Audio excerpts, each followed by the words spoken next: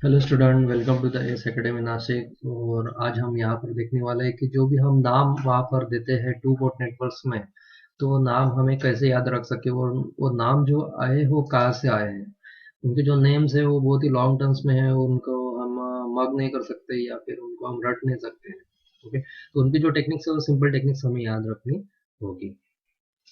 तो यहाँ पर देखते हैं कि वो टेक्निक्स कौन सी है। तो यहाँ पर देखो, टू पोर्ट नेटवर्क में एक नेटवर्क होता है जिसको टू पोर्ट होते हैं, यानी कि फर्स्ट पोर्ट और सेकंड पोर्ट। फर्स्ट पोर्ट का जो वोल्टेज होता है उसे हम V1 बोलते हैं, फर्स्ट पोर्ट का जो करंट होता है उसे I1 बोलते हैं। सिमिलरली पोर्ट टू का जो करंट होता है I2 और वोल्टेज जो होता है V2 हो जाता है। तो यहाँ पर हमें ये अज्यूम करना है कि जो फर्स्ट पोर्ट को हम हमेशा ही सोर्स लगाते हैं और सेकंड पोर्ट को हम हमेशा ही लोड लगाते हैं। तो हमारा फर्स्ट पोर्ट जो है इनपुट पोर्ट, यानी कि सोर्स एज ए इनपुट हम कंसिडर करेंगे और आउटपुट एज ए लोड हम वहां पर कंसिडर करेंगे। तो यहाँ पर वन वन नंबर क्या इंडिकेट करता है, one is all about the port one. So port one में जो भी वन वन वन है तो ये सब इनपुट पैरामीटर है, जैसे कि I1 ये इनपुट करंट है, V1 जैसे कि इनपुट वोल्टेज है। ओके, और ये जो सेकंड नंबर आएगा ये सेकंड नंबर इंडिकेट करेगा आउटपुट पैरामीटर, जैसे कि I2 है तो ये आउटपुट करंट हो जाएगा, V2 है तो आउटपुट वोल्टेज हो जाएगा। सो input parameters indicate by one, output parameters indicate by two.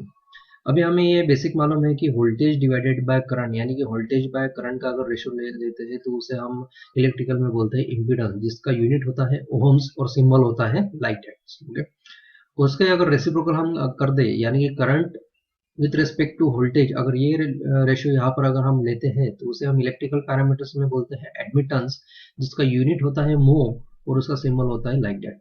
Okay, तो यहाँ पर और एक बात हमें मालूम है कि किसी भी चीज में जो अगर अगर हम output with respect to input निकालते हैं तो ये हो जाता है गेन, यानी कि कितनी इफिशियंसी है ये, और इफिशियंसी को हम यहाँ पर टू पोर्ट नेटवर्क में बोल देंगे गेन।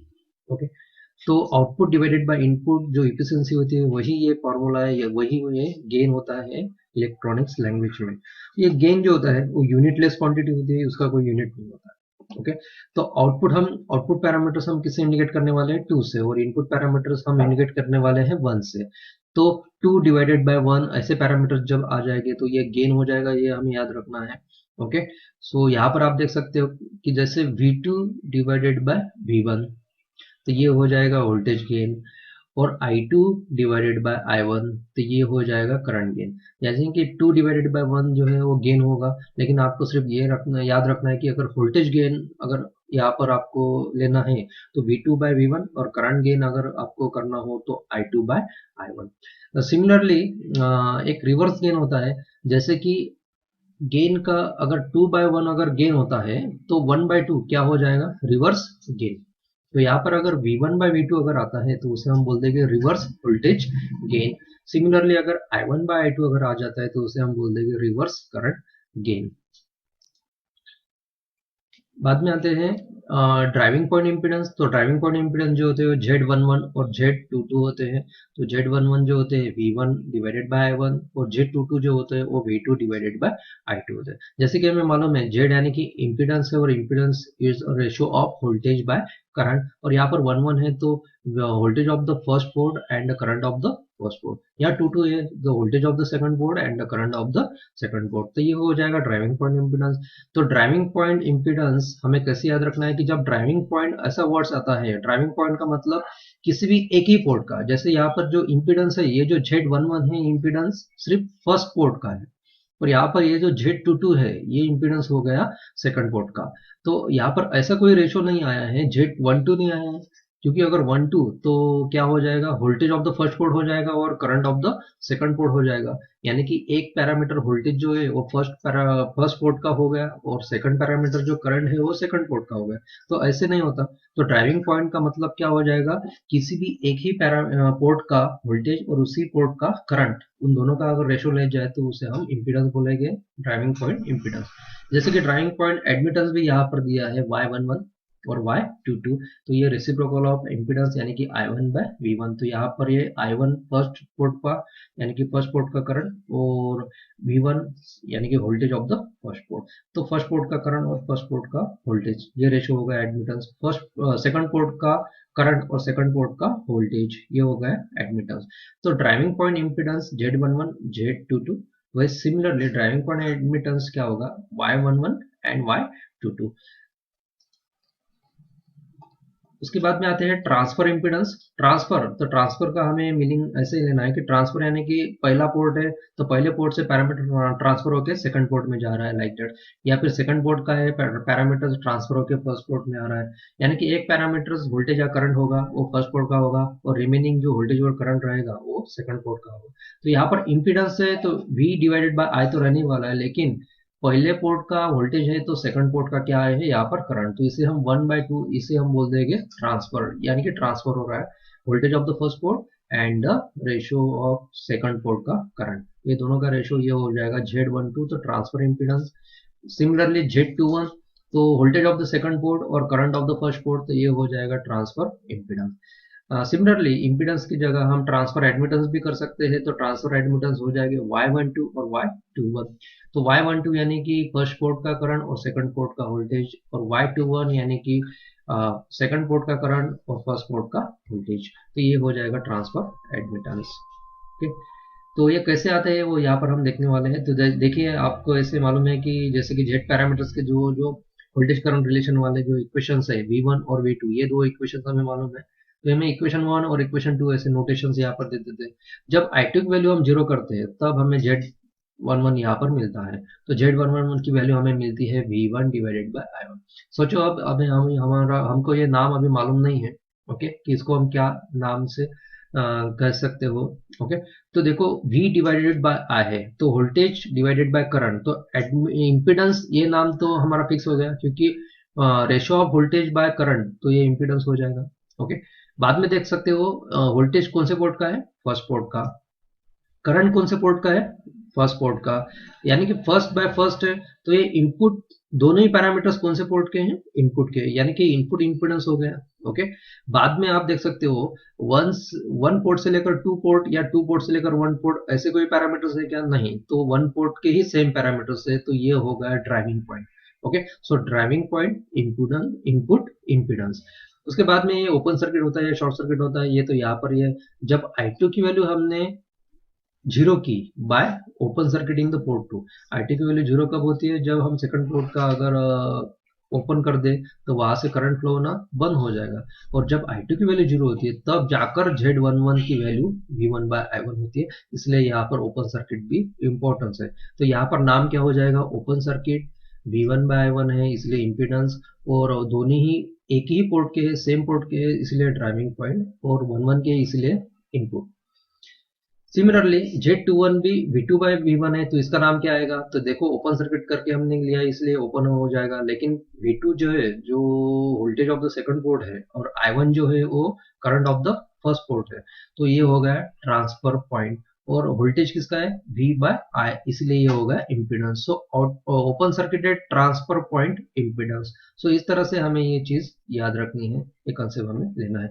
सिमिलरली अब इक्वेशन 1 और 2 में अगर I1 की वैल्यू अगर हम जीरो कर देते हैं तो ये होल टर्म्स क्या हो जाएगी, जीरो हो जाएगी, तो यहाँ Z12 और Z22 हमें यहाँ पर काउंट करने को मिलेगा। सो Z12 हमारा आ जाएगा V1 बाय I2, तो ये हो जाएगा ओपन सर्किट, वन पोर्ट से लेकर टू पोर्ट का रेशो यानी कि ट्रांसफर पॉइंट, और वोल्टेज बाय करंट है इसलिए इम्पीडेंस। बाद में Z22 आ जाएगा V2 बाय I2, तो ये ओपन सर्किट से हो रहा है, बाद में देखेंगे कि दोनों एक ही पोर्ट के हैं तो ड्राइविंग पॉइंट हो जाएगा, और वोल्टेज का रेशो किसका है, वोल्टेज बाय करंट, तो ये हो जाएगा इम्पीडेंस। यहाँ पर आउटपुट ये नाम मैंने यहाँ पर इसीलिए ऐसा रखा है क्योंकि यहाँ पर आउटपुट आप यहाँ इनपुट या आउटपुट ये दोनों वर्ड्स आप यहाँ पर लिख सकते हो या नहीं भी लिख सकते हो, डिपेंड्स है। ओके, बाद में आ जाएगा y पैरामीटर्स, तो y पैरामीटर्स के I1 और I2 के इक्वेशन हमें मालूम है, तो जब हम V2 की वैल्यू जीरो कर देते हैं तो ये दोनों पैरामीटर जीरो हो जाएंगे, और हमें Y11 और Y21 यहाँ पर मिल जाएगा। So Y11 is nothing but I1 by V1 which is nothing but the short circuit driving point input impedance. तो कैसे होगा, तो देखो रेशो किसका है, करंट बाय वोल्टेज, तो ये हो जाएगा एडमिटेंस। पोर्ट कौन सा है, फर्स्ट पोर्ट है, तो ये हो गया ड्राइविंग पॉइंट इनपुट, और ये जो वैल्यू हमें मिली है कैसे मिली है, after short circuiting the port two, तो इसलिए ये आ जाएगा short circuit driving point input admittance. यहाँ पर Y21 तो ये वैल्यू शॉर्ट सर्किट से मिले इसलिए यहाँ पर शॉर्ट सर्किट नाम आ जाएगा। बाद में हम देखते हैं कि पोर्ट 2 की भी पैरामीटर्स है, पोर्ट 1 का भी पैरामीटर्स है, इसलिए ये हो जाएगा ट्रांसफर पॉइंट। और रेशो किसका है? करंट बाय वोल्टेज का, इसलिए हो जाएगा एडमिटर। सिमिलरली Y12 यहाँ पर हो जाएगा शॉर्ट सर्किट करने के बाद यहाँ पर हमें मिल रहा है। ओके, सो शॉर्ट सर्किट है, 1/2 है इसलिए ट्रांसफर पॉइंट, और करंट डिवाइडेड बाय वोल्टेज है इसीलिए एडमिटर। सिमिलरली Y22, सो Y22 I2/V2 जो मिला है शॉर्ट सर्किट करने के बाद मिला है 2 यानी सिंगल सेम पोर्ट का करंट सेम पोर्ट का वोल्टेज है तो ड्राइविंग पॉइंट हो जाएगा, और करंट और वोल्टेज का रेशो इसलिए एडमिटेंस। और आप 2 है तो 2 को हम इंडिकेट करेंगे आउटपुट, जैसे यहाँ पर 1 को इंडिकेट किया था इनपुट। सो ये हो जाएगा short circuit driving point output admittance. तो इस तरह से हम किसी भी पैरामीटर्स के जो पैरामीटर्स है उनके नाम हम यहाँ पर लिख सकते हैं, याद रख सकते हैं, और यहाँ पर हम ये कर सकते हैं। तो यहाँ पर ABCD पैरामीटर्स का है V1 I1। तो यहाँ पर जब I2 की वैल्यू हम 0 कर देते हैं bye open circuit the port 2, तो हमें A की वैल्यू मिलती है V1/V2। तो यहाँ पर आप देख सकते हो V1/V2 तो हमें मिला है, लेकिन एक पोर्ट V1 जो है वो फर्स्ट पोर्ट का वोल्टेज है और V2 जो है सेकंड पोर्ट का वोल्टेज, यानी वन पोर्ट और सेकंड पोर्ट का रिलेशन यहाँ पर आ गया है, इसलिए ये क्या हो रहा है?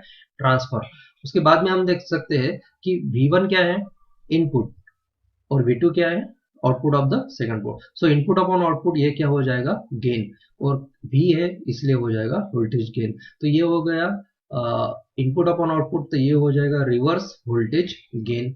अगर आउटपुट अपॉन इनपुट अगर रहता था V2/V1 अगर रहता था तो यहाँ पर रिवर्स नाम निकल जाता और ओनली वोल्टेज गेन और ट्रांसफर वोल्टेज गेन ऐसा नाम यहाँ पर आ जाता है। तो ओपन सर्किट करने के बाद पैरामीटर्स हमें मिले हैं 1 to 2 है इसीलिए ट्रांसफर हो गए, और वोल्टेज का रेशो है तो input voltage bye output voltage का रेशो है इसलिए रिवर्स वोल्टेज गेन, ऐसा नाम यहाँ पर ए का आएगा।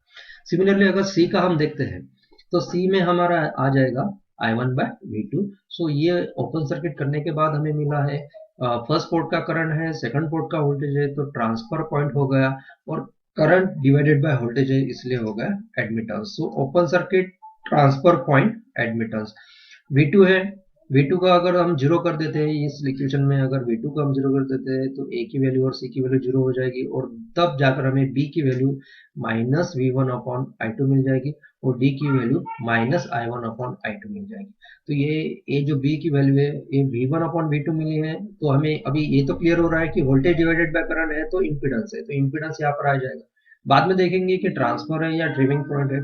1/2 है, पहले पोर्ट से लेकर सेकंड पोर्ट में जा रहा है तो ट्रांसफर पॉइंट यहाँ पर नाम आ गया, और आफ्टर शॉर्ट सर्किट करने के बाद हमें ये वैल्यू मिली है तो short circuit transfer point impedance.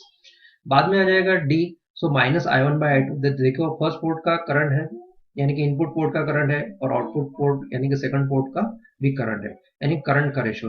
तो करंट का रेशो जो है इनपुट अपॉन आउटपुट, तो ये हो जाएगा करंट गेन रिवर्स, और 1/2 है इसलिए हो जाएगा ट्रांसफर। तो आप यहाँ जब गेन की वैल्यू जब आती है तो गेन की वैल्यू में ट्रांसफर या ड्राइविंग पॉइंट ऐसे नाम नहीं भी लेके तो भी चलेगा, लेकिन आप इतना लिख सकते हो it's a short circuit reverse voltage gain. और ये जो रिवर्स वोल्टेज गेन है या फिर रिवर्स करंट गेन है ये सब क्वांटिटी यूनिट प्लेस यहाँ पर होती है।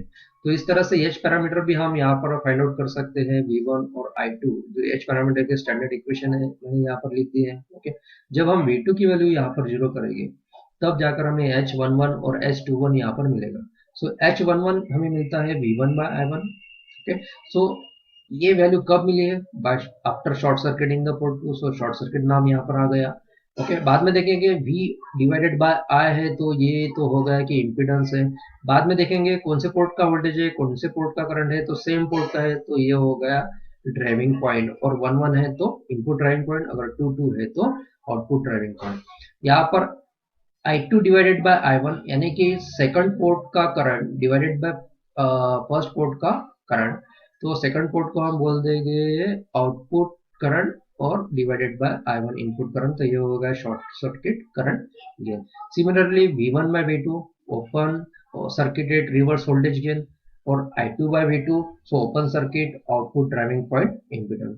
तो इसी तरह सिमिलरली आप जी पैरामीटर जो कि इनवर्स हाइब्रिड पैरामीटर से उसके स्टैंडर्ड इक्वेशन लिखकर आप उनके नाम वहां पर लिख सकते हो, आपके नाम उसके वहां पर याद रख सकते हो। तो ये सिंपल टेक्निक से ये टेक्निक्स आपको ऑनलाइन एग्जाम्स में काम आएगी, बिकॉज ऑनलाइन एग्जाम्स में कभी कभी ये जो नाम से वहां पर दिया होता है, ना कि द रेशो।